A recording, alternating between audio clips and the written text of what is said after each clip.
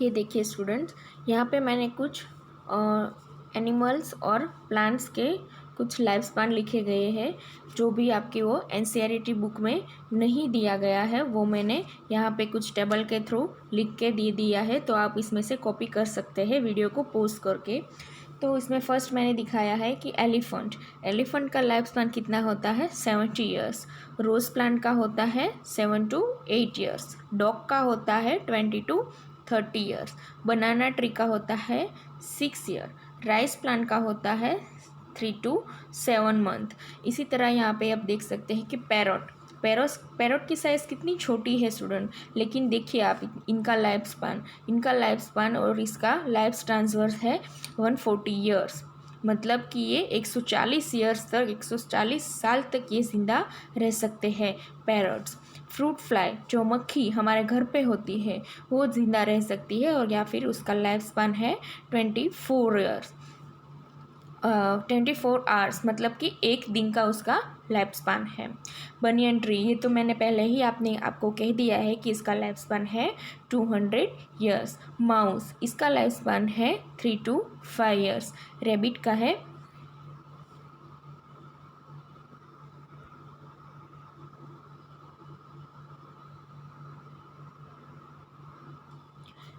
Life span है students 30 years. कितना है 30 ईयर्स है। मंकी का है 26 ईयर्स। टोड्स का है 36 ईयर।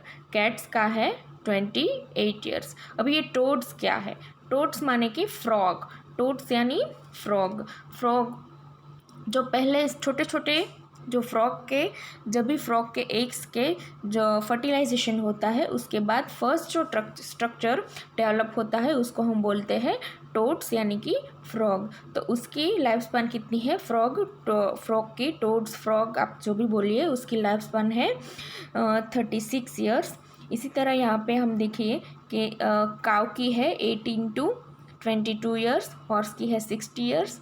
टर्टोइस की है 200 ईयर्स। ये भी बनियन ट्री की तरह ही है, उसका लाइफ स्पान बहुत ज़्यादा है। क्रोकोडाइल का लाइफ स्पान है 60 ईयर्स। बटरफ्लाई का 1 to 2 वीक्स एंड काव का 15 ईयर्स। और कैट का है 28 ईयर एंड ह्यूमन यानी कि हमारा है 60 ईयर। स्टूडेंट, पहले ये हमारा लाइफ स्पान हुआ करता था 100 years, but because of this new technological era and हमारा भी जो कुछ भी अभी डिफ्रेंशिएट हुआ है, पहले के ज़माने में लोग ज़्यादा ज़िंदा रह सकते थे बिना किसी दवाई के, लेकिन अभी क्या होता है, अभी हमारी लाइफस्टाइल ही ऐसी है कि हमारा लाइफ स्पान घट के कितना हो गया है 60 ईयर्स। और टर्की का लाइफ स्पान है 180 ईयर्स। अभी आप ये सोच रहे हैं कि टर्की होता क्या है? टर्की एक हैन जैसा ही बर्ड आता है, हैन के जैसा ही एनिमल है।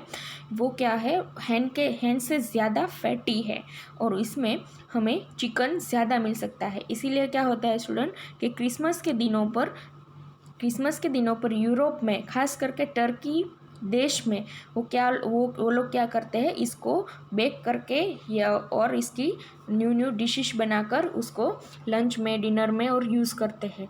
तो इसका नाम टर्की इस अपने वो स्थान से ही पड़ा है क्योंकि वो तुर्की में है, तो उसका नाम रह गया है टर्की। वो हैन जैसा ही एक एनिमल आता है बट थोड़ा सा फैटी होता है हैन से। तो अभी हम सोच रहे थे कि सबसे ज़्यादा लाइफ स्पान होता किसका है, कौन सा वो एनिमल है या फिर कौन सा वो प्लांट है जिसका लाइफ स्पान सबसे ज़्यादा है। तो यहाँ हम देख सकते हैं कि बोहेड वेल्स है, उसका लाइफ स्पान है वो सबसे ज़्यादा है एनिमल्स में।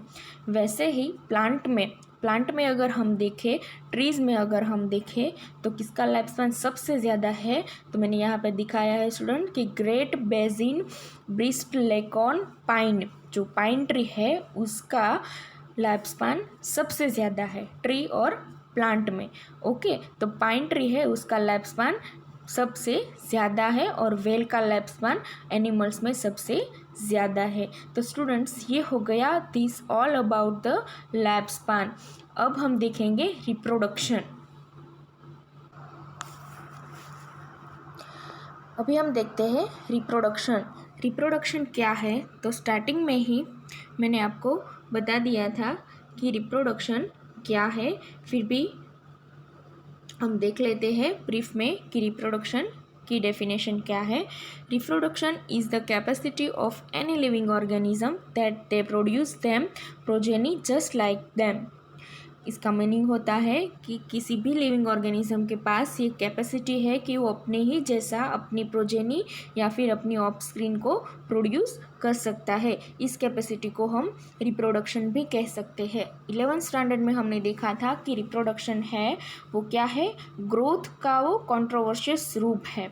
वो क्या है, कॉन्ट्रोवर्सी, और हम कह सकते हैं कोरिस्पोंडेंस ऑफ द ग्रोथ।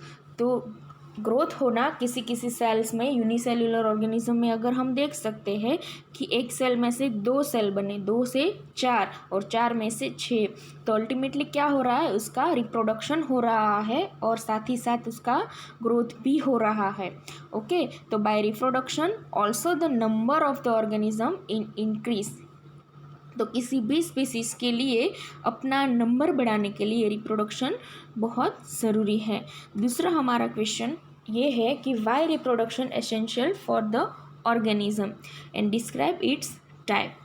तो रिप्रोडक्शन एसेंशियल मतलब क्यों ज़रूरी है किसी भी ऑर्गेनिज्म के लिए, रिप्रोडक्शन की ज़रूरियात क्या है, उसकी नीड क्या है।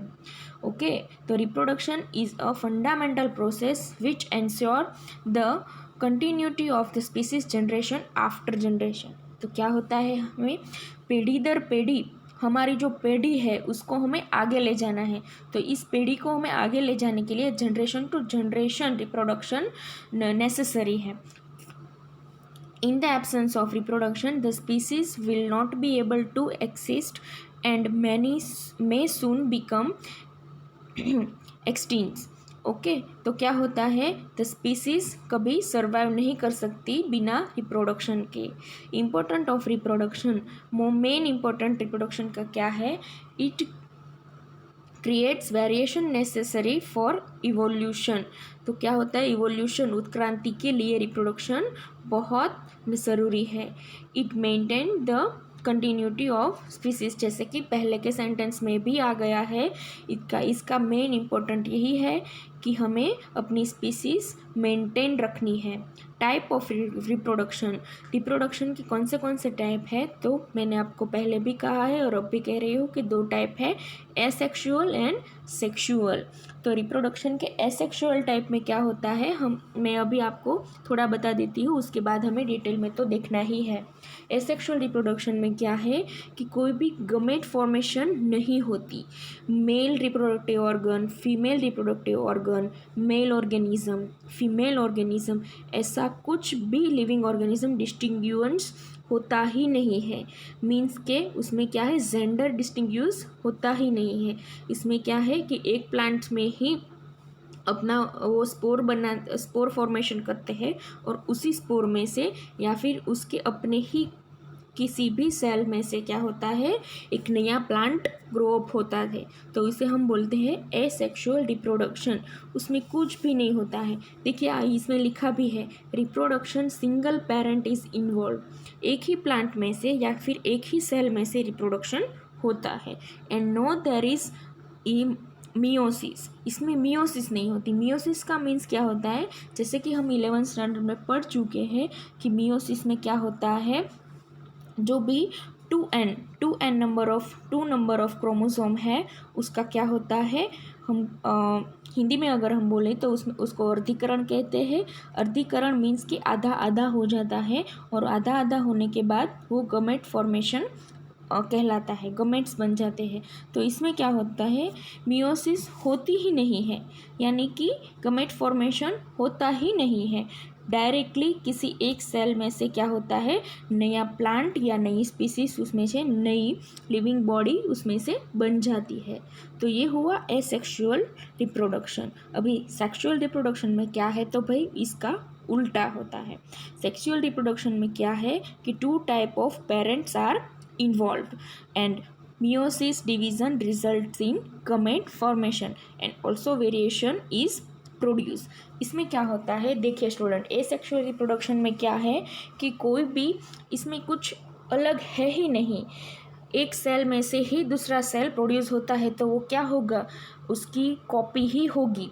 लेकिन आप देख सकते हैं कि सेक्सुअल रिप्रोडक्शन में क्या होता है, एक मेल है एक फीमेल है, जेंडर भी अलग है और इसका गमेट्स भी डिफरेंट है। तो क्या होता है, एक बॉडी में से मेल का गमेट आया, एक बॉडी में से फीमेल का गमेट आया, तो क्या होता है, दोनों की बॉडी एकदम डिफरेंट है। तो आप देख सकते हैं कि डिफरेंट डिफरेंट बॉडी में से जो भी गमेट आता है और उसके बीच में अगर फर्टिलाइजेशन होता है तो वो क्या होता है, वेरिएशन प्रोड्यूस करता है। क्या प्रोड्यूस करता है, वेरिएशन। हम देखते हैं ना कि बच्चा कभी कोई कोई हरकतें डैडी जैसा करता है और कोई कोई हरकतें माँ जैसी करता है, तो वो क्या है, उसमें वो थोड़ा सा वेरिएशन है। वो एकदम कॉपी टू कॉपी अपने डैडी या अपनी मम्मी जैसा नहीं होता, दोनों के कैरेक्टरिस्टिक्स मिक्सड अप होते हैं। ओके, तो ये हो गया रिप्रोडक्शन। अभी हम देखते हैं कि which is the better mode of reproduction, sexual और asexual, and why. Sexual reproduction is the better mode of reproduction. It involves the fusion of male and female gametes to produce variant. अभी मैंने कहा ना कि थोड़ा सा characteristic में variation आता है, वो किसकी वजह से है, सेक्सुअल रिप्रोडक्शन की वजह से। Which are not identical to their parents and themselves. वो क्या करता है कि कॉपी टू कॉपी नहीं बनाता, क्लोन्स नहीं बनाता। क्या कहते हैं हम, एक की कॉपी हो, अगर 2 3 4 कॉपी हो तो उसको हम क्या बोलते हैं, क्लोन्स। ओके, तो वो क्लोन्स नहीं प्रोड्यूस करता। तो हमें पहचानने में इजीली हम लोग पहचान सकते हैं कि भाई ये, हाँ ये उसका पेरेंट है और ये उसकी प्रोजेनी और ऑफस्प्रिंग है। This variant allow individual to adapt to the changing environment and ensure a greater survival species. वो जो डिफ्रेंशिएट है, वो जो डिफरेंस उसमें है, अपने पेरेंट जैसा बिल्कुल नहीं है, थोड़ा थोड़ा है, लेकिन थोड़ा उसमें से अलग उसका कैरेक्टरिस्टिक, अपना भी खुद का कैरेक्टरिस्टिक है। वो क्या करता है, किसी भी एनवायरनमेंट में उसको रहने के लिए, सर्वाइव करने के लिए वो हेल्प करता है। On the other hand, asexual reproduction allow a little or no variant at all. Asexual reproduction में क्या होता है कि किसी भी प्रकार का वेरिएंट हमें मिलता ही नहीं है।